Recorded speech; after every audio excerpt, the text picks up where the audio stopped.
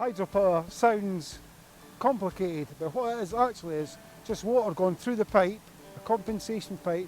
It goes through a motor, it turns the motor, and it makes into electricity, and that's what we're going to put through the grid.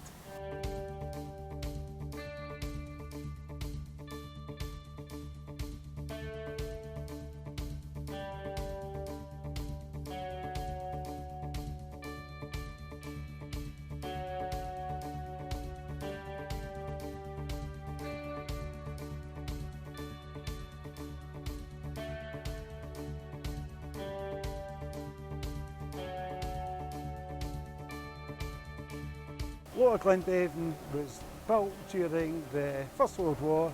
It was opened in 1924 at a height of 31 metres.